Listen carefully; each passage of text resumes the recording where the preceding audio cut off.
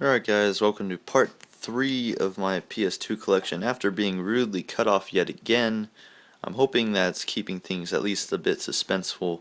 But anyway, as I was saying with Ratchet Deadlocked, it changes the formula of the usual Ratchet and Clank games, but it doesn't mean it's still not fun. There's a new co-op mode which is excellent. It's like, the cream in your coffee. That was a terrible reference, but the co-op mode is a lot of fun.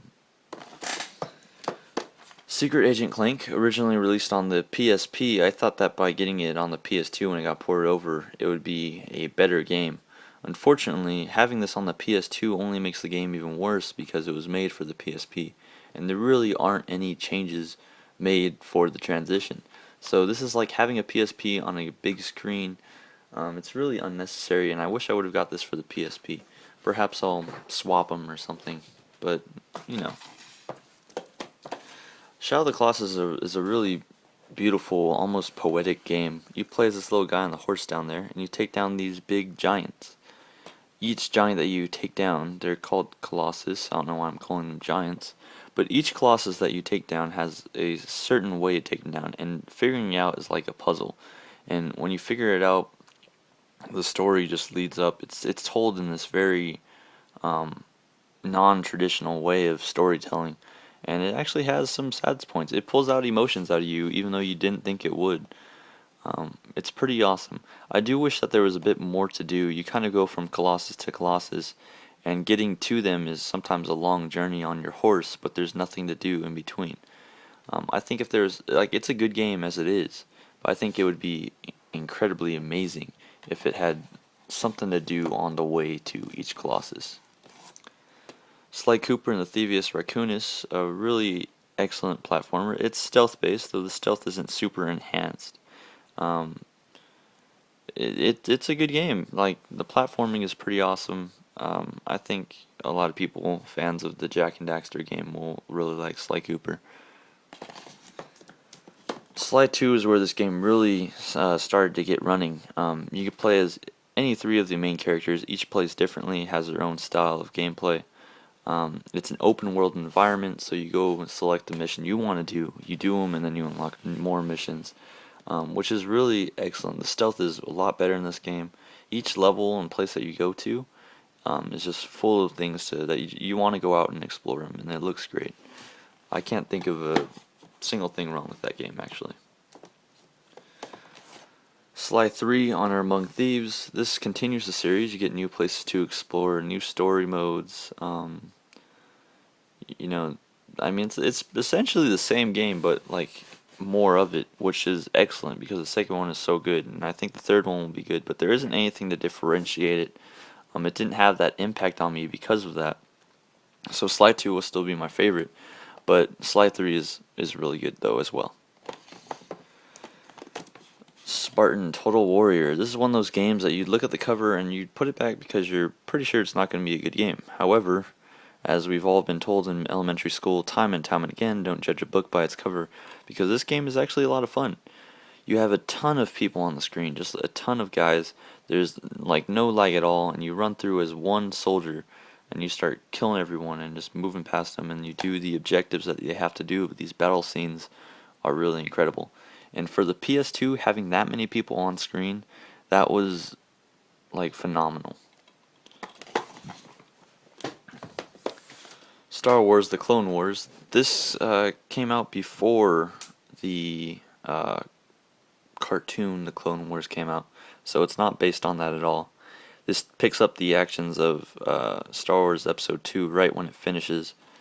Actually, this game, you spend most of your time in vehicles. There's a couple times where you go on foot, but then those instances you want to get right back into a vehicle because it sucks. Uh, there's actually a pretty hard challenge. In fact, I only beat it because I used an invincibility code. I don't technically count that as a full completion because I cheated, but I wanted to see the rest of the game, and I got tired of dying. Star Wars Racer Revenge. I have the original Star Wars Racer on the Game Boy, and having the transition from 2D into 3D is really great. It looks great. Racing on pod racers is a lot more fun than you'd think it would. You have a ton of characters to select and meet through the game with, a few more to unlock. It's a fun game.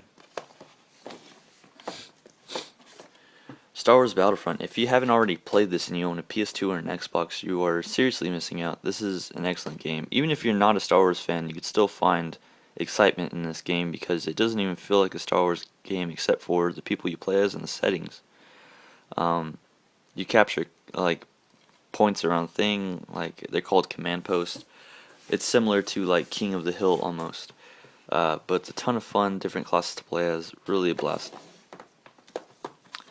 Battlefront 2 has even more crazy maps. There's a new running mechanic, which I think is way too fast. You get around the map way too fast with the running mechanic, and it's easy to win because of it. They also added in playable Jedi and Sith villains and stuff like that. And honestly, I turn them off because it makes playing the game too easy. Because once you get your Jedi, you've pretty much already won. So I turn the Jedi off.